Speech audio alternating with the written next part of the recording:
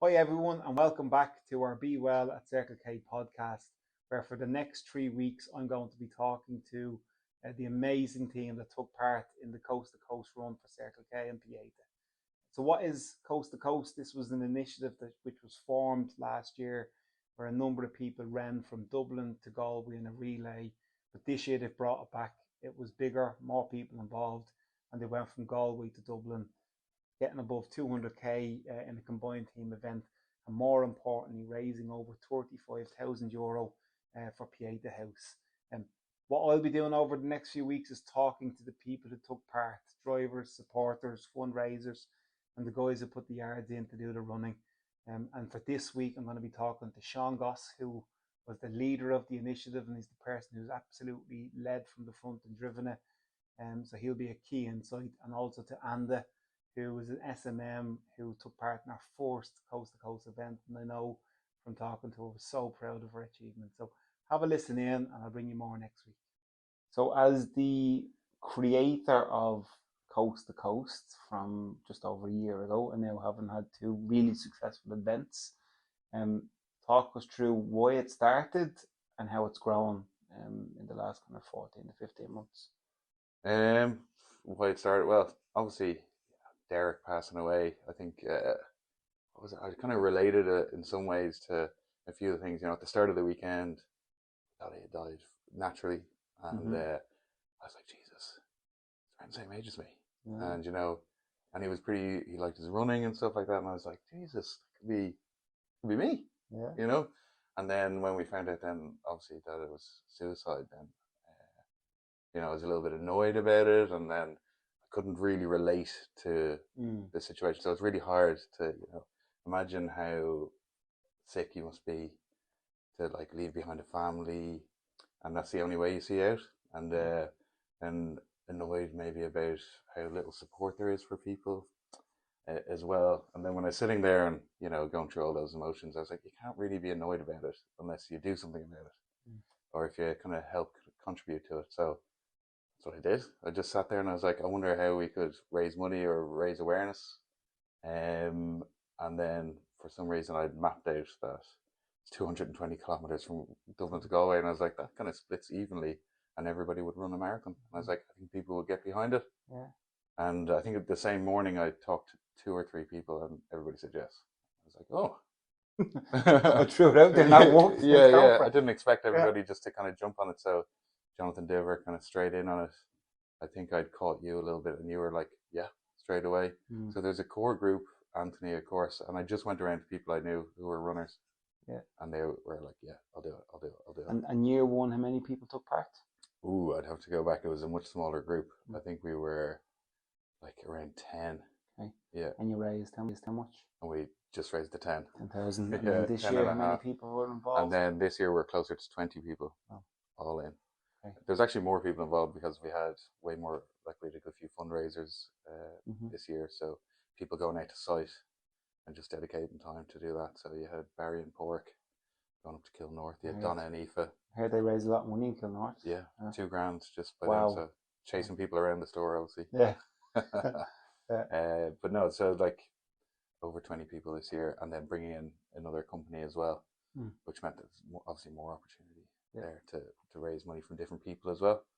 So yeah, it's been really good. Everybody's been so positive about it. So it's easy to get things done when people get on board. Yeah, but I would say you kind of painted it really simple. I've done 220. I divided it, fit. I asked a few people, but to be fair to you, Sean, that's the very, very, very easy part. Yeah. The logistics of getting people from Dublin to Galway to Dublin over a 20-odd hour window in the night time, weather related, safety related, that must have been a absolute planning kind of masterclass, to have nailed it in the last 2 years. No, it's a couple of hours on a computer, all right, but again, it's super easy when you have good people around you. So and from the moment it started, so what was your role this year after doing all the planning? What was your role on the day? On the day, I was driving. Anda and Rochelle were in the car this year, so it was a good car, yeah. And no running this year for you? No running, no. My back is broken, so Like I did 2 half marathons at the start of the year, and I wasn't right, and I was just like, "There's no point in just give it a total break from running." But I think there's a message in that, Sean, that even though you couldn't run, there's a role to play in terms of supporting. Yeah.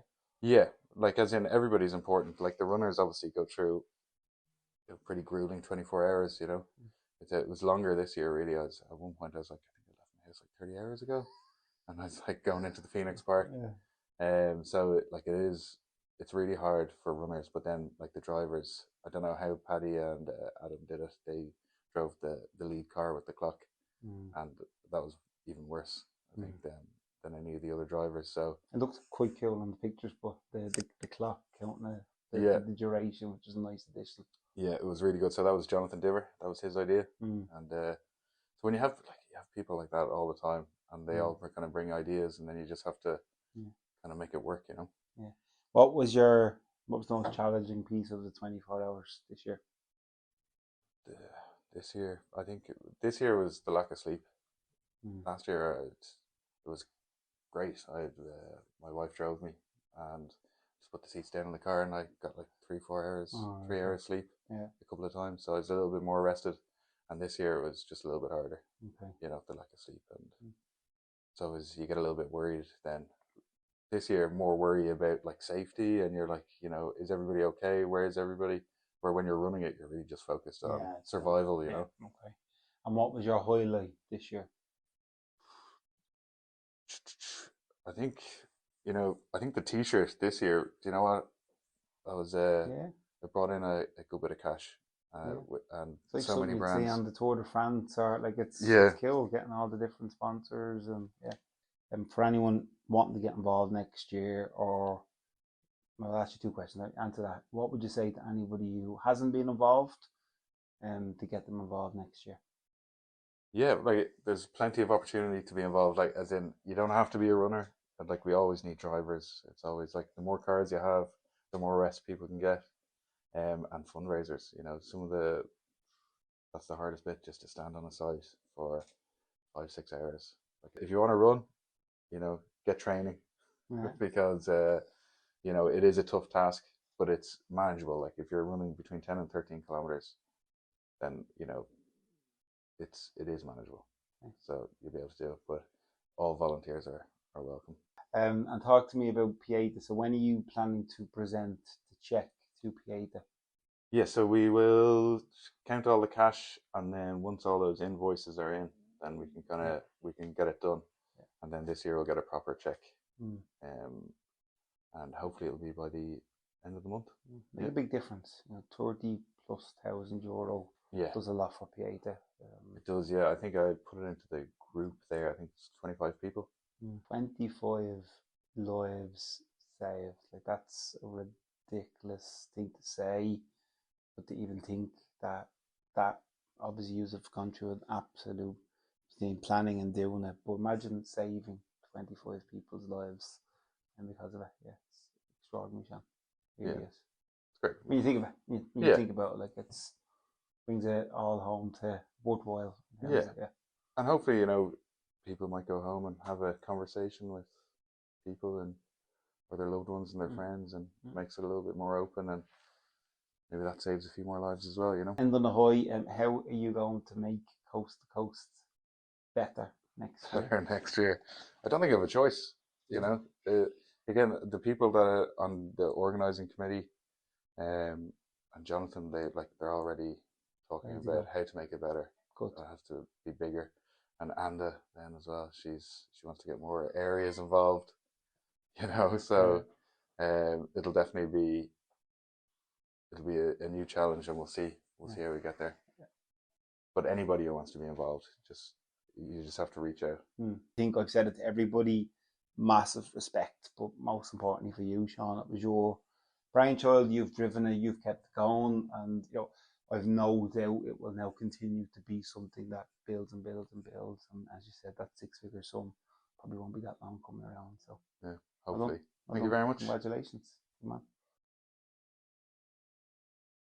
Hi, Anda. Hello, Paul. How are you? Good. 1 week on. How was the body after Coast to Coast last Friday? But it's good actually, fully recovered. Hunger is still there. I'm Yeah. constantly hungry and tired and Yeah. cold. But yeah, body is good. Yeah, I'm very surprised actually with myself. Yeah. Okay. And tell me, how was the experience? Well, I think, put it this way, I've never run that much in my life, and I didn't think I would. I signed up for 20K, as I told you months ago, and I was still nervous if I'll be able to do 20K.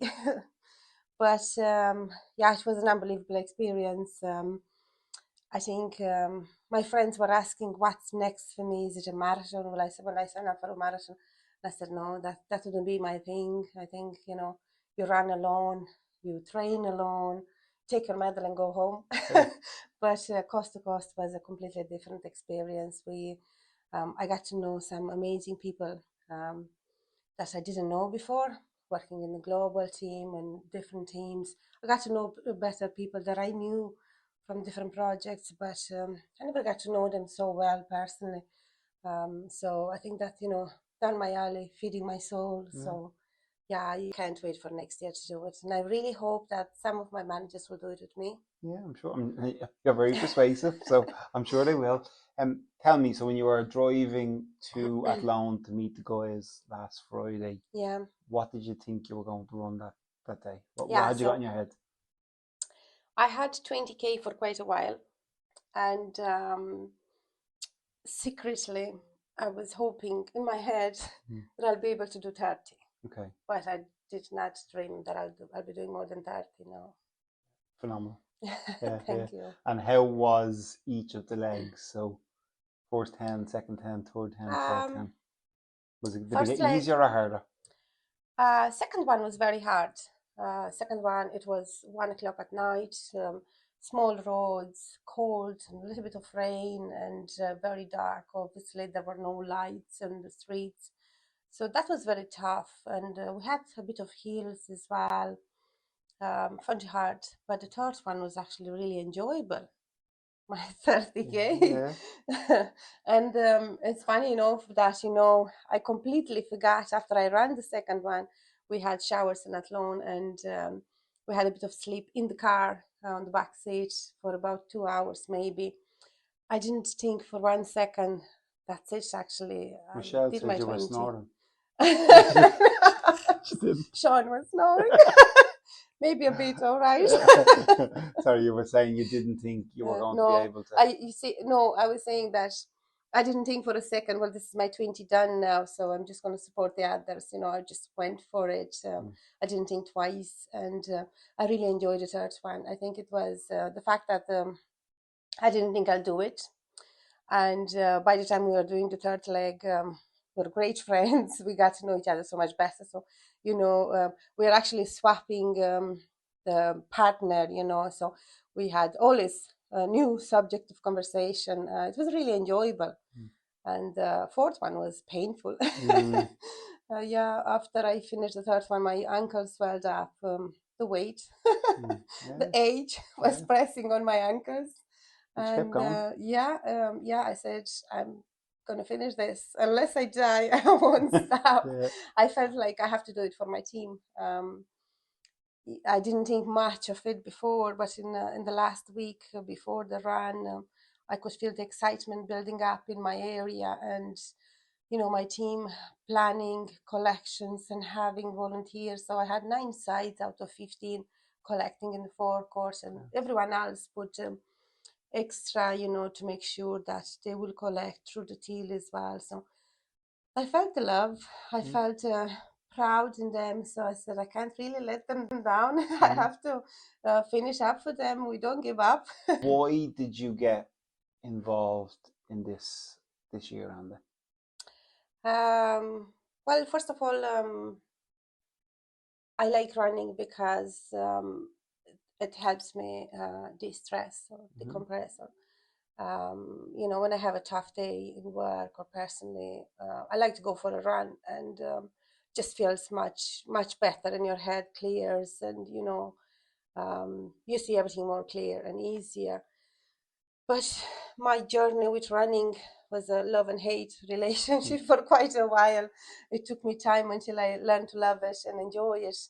Um, let's see what we've done wrong and make it better for next time, to make sure I don't quit and I get to enjoy what I used to enjoy years ago. So then I started putting the calendar, because I religiously follow my calendar. And I built it smart as well. And if sometimes I couldn't do four runs in a week, I'd do 3, but I'd be happy, just make sure I'm not too tired and I enjoy the run. Or if I knew I have a hard day with a lot of sitting or a lot of driving, I'll definitely plan the running for that evening. So that helped me, plus the diet, making sure that I give the right food to my body to have the energy to run, and good music as well. Yeah. I love listening to music. Your head clears out of everything, any cloud, and it's just music, you and the road. And this is how I start to, love it again. And it took me a while until I ran 5K. I think it took me about 3 months until I ran 5K without stop. And that was you. Don't know if you remember the conversation. I was very proud. I was only stopping once for 20 seconds. And you said, well, you can do it for 5 without stop. So another run. And then on the second one, I was like, yeah, I'll do it. I'll show him. And yeah, then after I was able to run 5 with no stop, it was easy to build up to more and more. So yeah, I really enjoy running, especially when it's raining, to be honest. Yeah, it's a great story. You're a super example of adding to it, because I think a lot of people don't know how they get to running to 5K to 10K to 40K. It just shows you it's step by step. It's putting the training in and the structure and the focus. And the motivation is really, and just finding the joy in it, because sometimes you hate it before you put your runners on and feel like I really don't feel like it's either miserable or too hot, or I have so much to do at home. But just put your runners on, don't think twice, and go for it. It's only half an hour when you do have 5K. So and tell me, talk about Pieta. How rewarding is it doing such a personal highlight, but doing it for a fantastic cause in Pieta and senior manager support and everybody else? It was fantastic over the 2 days, Friday and Saturday, to hear a lot of stories. If you can believe, even some of the customers sharing their stories. And I think we all have our stories. I used to be very much involved in Aware when I joined Circle K years ago. And I'm very happy to be involved in Pieta, and I'll continue to do so. I'm hoping I can run next year as well, but if not, I'll definitely be a driver. It is a very rewarding feeling to know that you help somebody, you don't know who, and it doesn't matter who, somebody, that you help. And, people, we have to look after people, isn't it? And we have to look after people around us. And I look at my team as well. Have 170 people about. It's always, numbers are changing, but there's always, somebody who's struggling, somebody who has a story at home. And it's really important to make sure we get involved, and we give example. We lead by example as well. It's really important. Very good. And what would you say to anybody that hasn't participated before and getting involved next year? Yeah, I could say, I think my experience has said a lot. I'm not, if I can do it, absolutely anyone can do it. As I said, I have hypothyroid. I need my sleep. I am slow in the evenings. I'm not a supermodel either, and I'm 46 years of age. So my 2 legs had to carry a lot of baggage from the weight to age and everything else. Literally, I didn't think myself I can do it. It's all in your head. If you, and even if you don't do the 45, 43 or 50K, set up your mindset for 20. You can share with somebody, do 20, and the other person does 20. and the whole experience, it's really very rewarding. And I have no doubt if you want to do 20, you'll end up like me doing 40. Yeah, very good. But listen, you know, I said it to you, I'm very proud of you. I Thank really you. am. I think you've done a super job. I know where you started your journey, and Yeah. to get there is just phenomenal. So Thank credit you. to you. Well done. Thanks very much. Thanks, Thanks, Paul. Anne.